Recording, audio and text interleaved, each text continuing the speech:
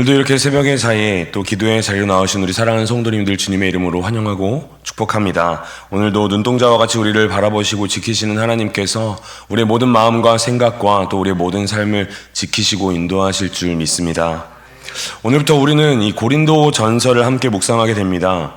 먼저 이 고린도 전서 말씀을 제대로 이해하기 위해서는 이 본문이 기록된 당시에 이 역사적 배경을 잘 이해하고 있는 것이 큰 도움이 됩니다. 조금 전에 보았던 우리 개관 영상에서 알 수 있었던 것처럼 이 고린도 전서는 1세기 고린도라는 이 도시 안에서 또 그 세워진 교회에 바울이 쓴 편지입니다.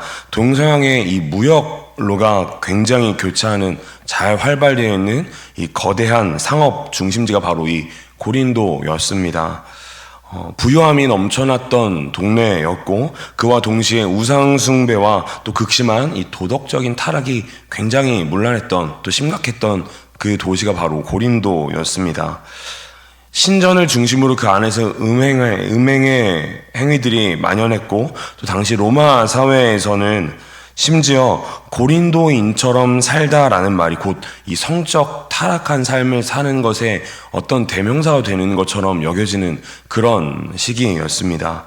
그런데 정말 마음이 아픈 것은 이런 세상의 이 고린도의 이 모습이 이 타락한 풍조가 고린도 교회 안까지 흘러 들어가고 있었다라는 것입니다. 십자가의 복음을 그들의 어떤 지식적인 유희, 기쁨과 즐거움으로만 여기는 그런 풍조가 이 고린도 교회 안에 있었고 또 교회 안에서 팔을 나눠 싸우는 모습도 그리고 세상 법정에서 이 교회 안에 있는 성도들끼리 서로 고소하는 일들도 충분히 많이 일어나고 있었습니다. 그리고 심지어 이방인들도 짓지 않던 음행의 행동들을 이 교회에 다니는 사람들이 하면서 자기가 하나님을 믿는 사람임을 드러내는 이러한 모습들이 고린도 교회에 가득했다라고 하는 것입니다. 이런 면으로 볼 때 우리의 어떤 세상적인 시선으로 고린도 교회는 이미 타락할 만큼 타락해 있던 그런 교회가 바로 고린도 교회였습니다. 그러나 오늘 2절 말씀을 보면 오늘 말씀 2절을 보면 사도 바울은 이 문제투성이었던 이 고린도 교회를 향해 편지를 시작하면서 가장 먼저 이렇게 선언합니다. 고린도에 있는 하나님의 교회 곧 그리스도 예수 안에서 거룩하여지고 성도라 부르심을 받은 자들과 이것이 바로 십자가 복음이 가지고 있는 참된 은혜입니다. 하나님께서는 마치 진흙탕 속에서 뒹굴고 있는 것과 같은 이 고린도 교회, 이 더러워진 이 고린도 교인들을 향하여 너희는 나의 거룩한 백성이라고 말씀을 하고 계시다라는 것입니다. 여기서 쓰인 이 거룩하여지고라는 단어는 아주 중요한 뜻을 담고 있는 단어입니다. 거룩함이란 우리가 어떤 뼈를 깎는 노력을 함으로 인해서 얻어낼 수 있는 어떤 결과물이 아니라는 뜻입니다. 자격 없는 우리가 예수 그리스도의 십자가의 피로써 이미 거룩해진 상태가 되었다라는 뜻이 오늘 이 본문에 쓰여져 있는 거룩하여지고라는 단어 안에 담겨져 있는 의미입니다. 우리는 스스로가 착해서 스스로가 선해서 거룩해질 수 있는 어떤 사람이 아닙니다. 예수님과 한 몸으로 묶여 있기 때문에 하나님께서 우리를 보실 때 내 아들의 피가 묻어 있으니 너는 거룩하다라고 도장을 찍어 주신 것입니다. 이것이 세상 한복판을 살아가는 우리들의 진짜 정체성임을 반드시 기억해야 합니다.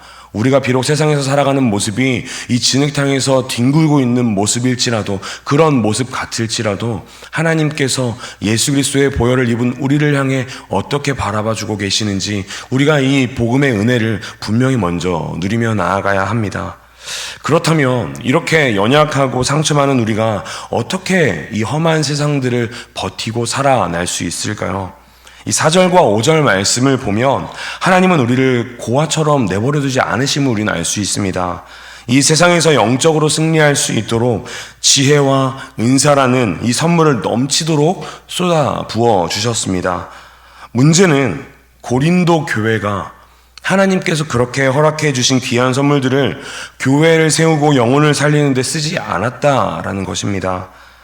오히려 남들보다 내가 더 뛰어나 다른 사람들에게 나의 어떤 은사와 이런 것들을 자랑하고 남을 무시하는 교만의 도구로 하나님의 이 지혜와 은사들을 사용했던 것입니다.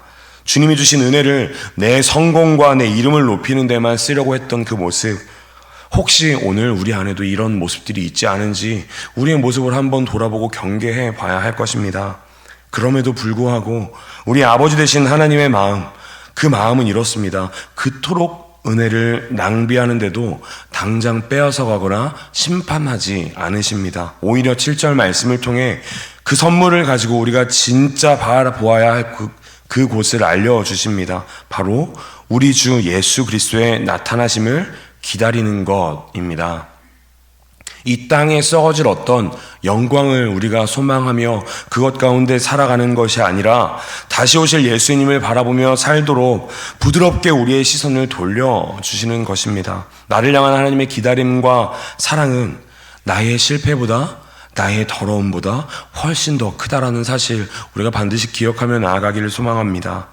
이제 바울은 끊임없이 넘어지는 자신의 모습을 보며 절망하는 그 성도들을 향해서 성경에서 가장 위대한 약속을 던집니다. 8절 말씀입니다. 주께서 너희를 우리 주 예수 그리스도의 날에 책망할 것이 없는 자로 끝까지 견고하게 하시리라. 아멘. 우리가 마침내 천국에 들어간다라는 것은 우리의 대단한 결심이나 어떤 의지에 달려있지 않습니다. 구약시대의 이 광야 한가운데 또 허구한 날 불평하던 이스라엘 백성들을 구름 기둥과 불 기둥으로 끝끝내 약속의 땅으로 이끌어 가셨던 그 언약의 하나님께서 오늘 이 험한 길을 걷고 있는 우리를 반드시 이끌어 가시겠다라고 약속해 주시는 것입니다.